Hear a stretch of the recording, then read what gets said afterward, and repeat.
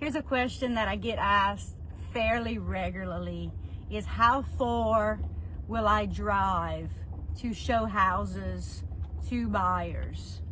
And another thing is, what about Sundays? Darla Lejean, real estate agent in South Louisiana, mostly servicing Acadiana if you're a buyer. Of course, that also depends on your budget and what you're looking for. If you're a seller, I list anywhere in Louisiana. So let's talk about what the buying process looks like. I generally do not show houses on Sundays. That's family time for me, church day, relaxing, getting ready and rejuvenated for a busy next week. But if you are thinking about buying, listen, I've been a realtor now for 6.5 years. I've closed close to 600 transactions. I've seen and done it all. And I guarantee you, you want me on your side if you're looking to buy. I absolutely love working with buyers. Getting something under contract is easy. Getting it all the way to the closing table is a whole different ballgame. And there are lots of things that can go wrong along the way. My strong point is I absolutely love working for you, the buyer, to get you the best deal for whatever you need and negotiating for you, which means negotiating price, negotiating closing costs, negotiating repairs after inspections, all of those things that come along. That could be very, very, very confusing for people who have never bought a house before. The great news is this: if you are a buyer looking to buy a home anywhere in Acadiana, I can show you any house that's listed. You pay me nothing up front. My commission comes off the sale of the house at closing. So you as the buyer do not pay me commission. Now, there are lots of buyer's agency agreements floating around out there. So you will probably have to sign something before you can go look at houses. And it may say that if the seller doesn't agree to pay the buyer's agent commission, that you are responsible for it. The simple thing is this: as the buyer, you say, I don't want to look at any houses that the seller is not willing to pay commission on.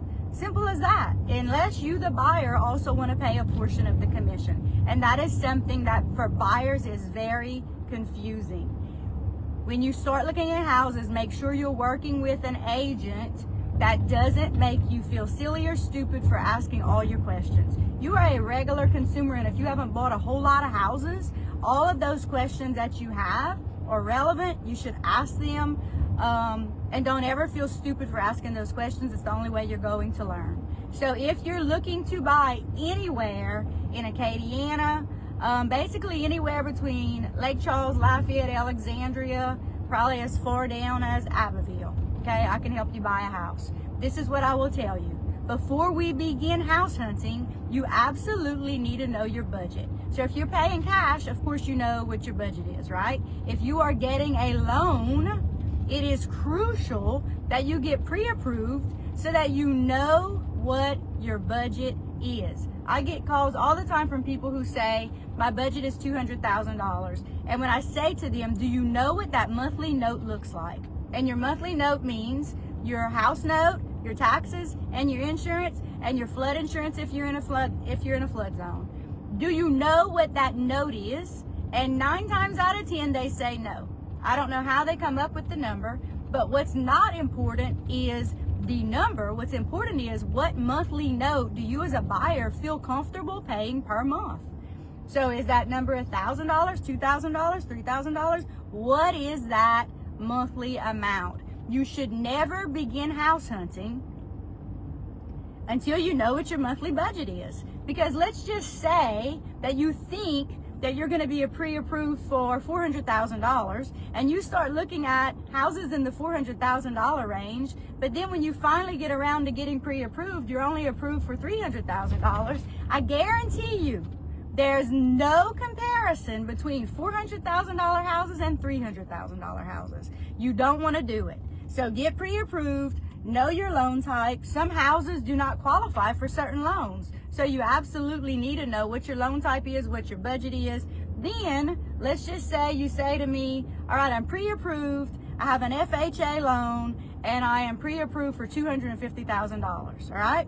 First of all, if you're pre-approved for an FHA loan and you have $250,000, that's your budget, you probably cannot look at a home that's in foreclosure, that is a fixer-upper. Why? Because any kind of government loan is going to flag things like peeling paint, rotten wood, cracked windows, foundation issues, roof issues, all those kinds of things. So government loans, most of the time, you can't buy a home that is in lots of need of repair, and surely not a home that's in foreclosure.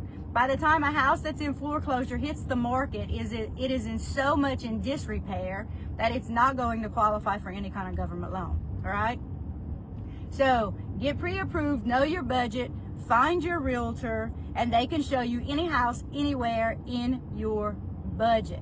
What happens after that is, let's say you go look at 6 houses and you choose one that you like.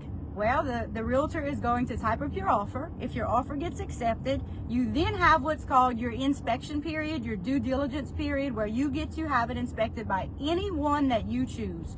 During that period, you can cancel the contract for any reason at all, or you can ask the seller to fix things that are flagged, or you can ask for a price reduction in lieu of repairs. There's so many avenues that can happen. The good news is, if you have a real estate agent on your side that closes lots and lots and lots of transactions, you're not going to do any of that negotiating on your own. The realtor is going to do it all for you. So if you're a buyer and you've never bought a home, or even if you bought lots of homes and you're busy, or you don't like negotiating, or you don't like drama, and you don't like dealing with issues, find yourself a real estate agent that closes lots of deals. Because to them, listen, I could do it in my sleep. I absolutely love doing it. So that's what you want to do. After you get through inspections, let's just say there are 5 things that you wanted to ask the seller to fix. The seller agrees to fix 4. You then get to decide, are you moving forward or are you canceling the deal, right? If you're moving forward, what's going to happen is, if you have a loan of any kind, the bank will then send out an appraiser who will assess the value of the home. So let's just say the house was listed for $250. You went under contract for $240. It's going to get appraised. If it appraises for $240 or over, you're moving on to the next thing, which is probably closing. If it falls short, let's just say the sales price is $240 and it appraises for $235, then the seller has to decide, are they going to lower the price or not?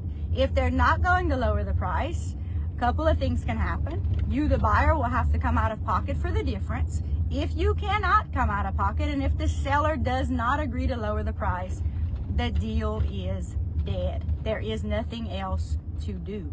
So that, and listen, I actually, in all the deals I have ever closed, that has never happened to me. That has absolutely never happened to me. A good real estate agent should know the market. They should know what a house is going to appraise for, and it should go under contract for that price, which means they're pulling the comps in the area to see if this house is listed for $250 and there's nothing in the area near that price, then that agent, your agent, should know that it's overpriced and it probably won't appraise, and they should advise you in that way. So remember, the number one most important thing you should do when looking to buy a house is align yourself with a real estate agent in the area that closes lots and lots and lots of deals, that has a great track record, that loves negotiating, that loves showing houses, all those things, right?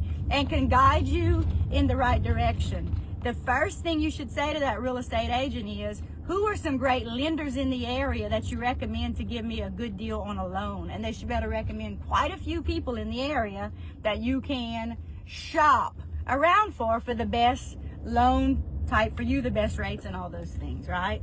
Y'all have a fabulous day. Again, I do not usually work on Sundays. Sundays is my reset day. This is an extenuating circumstance for a special couple that just needed to go house hunting today. But I do not usually work on Sundays. Y'all have a fabulous day, a fabulous week. And if there's anything I can do to help you in real estate, remember, there are no stupid questions. Text me anytime, call me, message me. Y'all, take care.